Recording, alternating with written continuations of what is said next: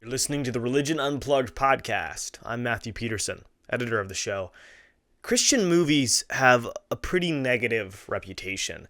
They're criticized for being cheesy, preachy, poorly acted, poorly written, and generally prioritizing lesson teaching over entertainment or artistic excellence. But in recent years, their Rotten Tomatoes scores have been on a steady uptick. The critical reviews contain more of the nuance that's given to secular films. And, en masse, viewers seem to be more positive about their experiences. So, what happened? The tide that's turned in the faith-based film industry is multifaceted. The studios have become willing to give Christian directors bigger budgets. Writers have started telling stories with more complicated heroes and honest portrayals of life. Skilled and well-established actors are being hired, like Patricia Heaton, Zachary Levi, Kelsey Grammar, and Dennis Quade. One of the innovators behind the industry's compounding improvement is Andy Irwin.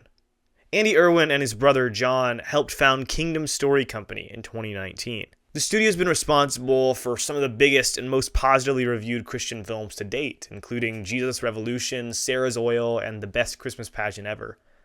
But the Irwin brothers' breakout hit was 2018's I Can Only Imagine. The film follows Mercy Me's vocalist Bart Millard from his childhood growing up with an abusive father to his creation of one of the most popular contemporary Christian songs of all time.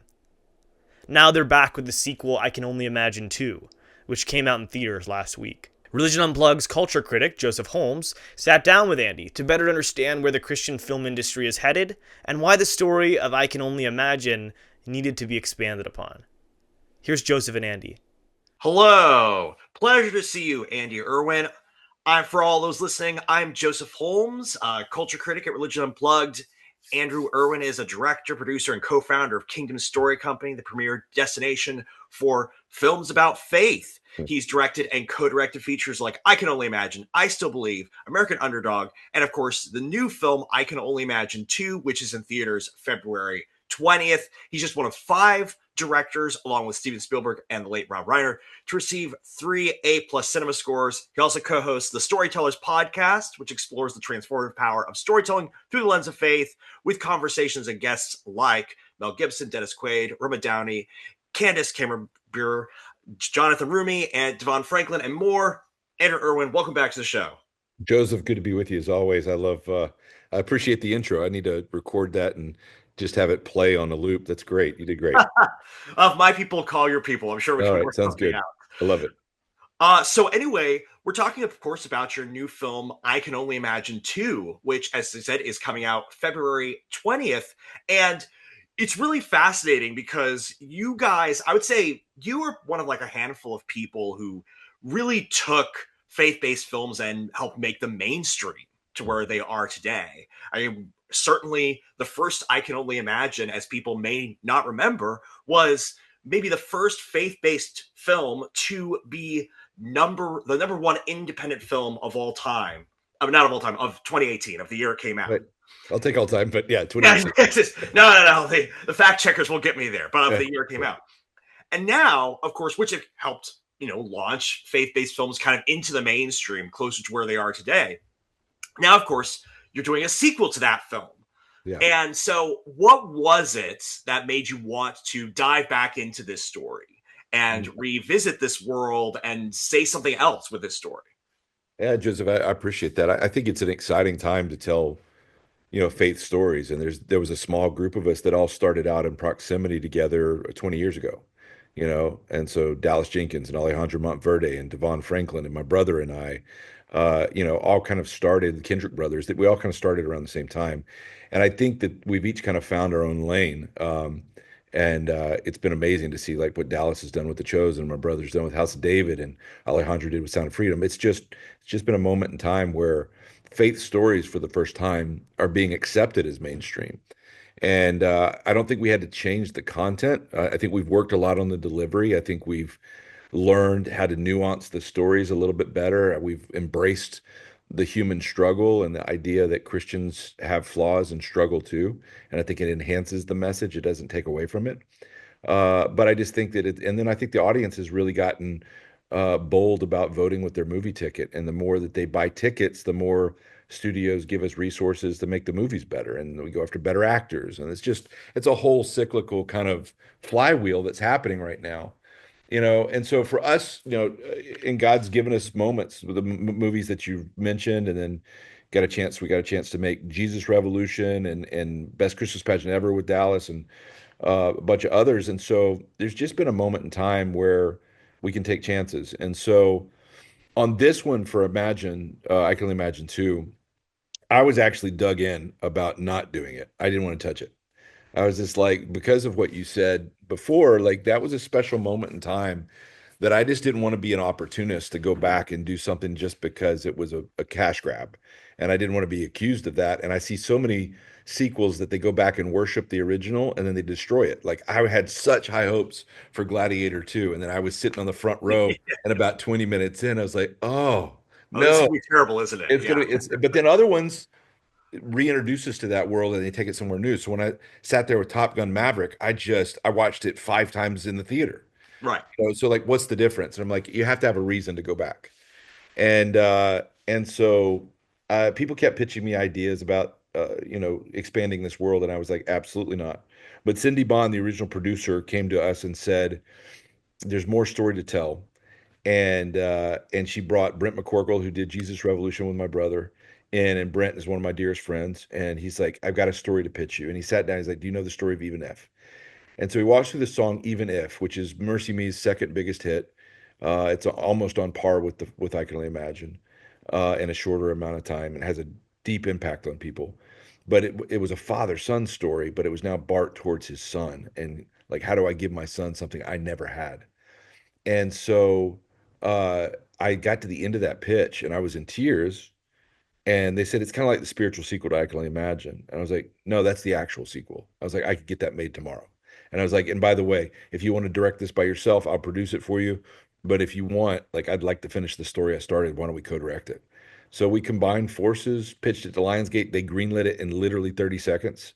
They stopped us mid-pitch and was like, obviously, we're making this movie. And I was like, we have a whole pitch to go, but it was a cool moment, and to go back to the world. And the thing that is exciting about this story is when we tested it, the first Imagine was our highest testing film that we've ever done. So it was 96 with the test score audience. Uh, this one scored a 97. And Wow. so it took it somewhere. I think it built on the things that people love about the original, but it takes it somewhere new, and it really completes the story in a satisfying way. So all that to say, it's been a privilege to go back. Yeah, no, I was very impressed with it. Obviously, the first film is about Bart Miller making the first I Can Only Imagine, and it's about him achieving his dreams and and forgiving his father for the way that Right. he's been abused by him. But then also now this one is about Bart with his son. And again, one of the things I really appreciate about it is, yes, you have a lot of these faith-based films where like, okay, God helps you to achieve your dreams and have the life Right. that you dreamed of. And this is about, okay, well, what happens after dreams come true? Yeah. Oh, Yeah. the struggles all still happen. I was really very impressed with that. Why Thank you. was that kind of such an attractive direction to take the story? Well, in order to take it somewhere new, we had to break what we fixed in the last one. And the thing that was really intriguing is we gave Bart a happily ever after in the last one. And we're like what you said, what happens if happily ever after breaks? What happens if you get everything you ever dreamed of and the crowd stops applauding and they go home and life goes back to being hard. And I think that's the side of you know, you know, films that you kind of you don't get a chance to continue the story because you kind of stay in this moment and be like, after that they didn't have a life. But on this one, the idea with Bart as a father is, you know, I, I had 3 months with a father that was redeemed, but I had 22 years with one that was abusive. And how do I give my son what he needs that I never got from my father? And it kind of explored those themes, and then the idea of where is God when it gets hard again, and what happens when there's another fire. And this new character, Tim Timmons, comes in to this world played by Milo Ventimiglia and begins to kind of just poke the bear and help him deal with some things, and ultimately find this beautiful gift of gratitude. And that results in this song that they wrote together called Even If. And it was just a beautiful journey that was a mirror image of breaking the original and healing it in a much more satisfying way.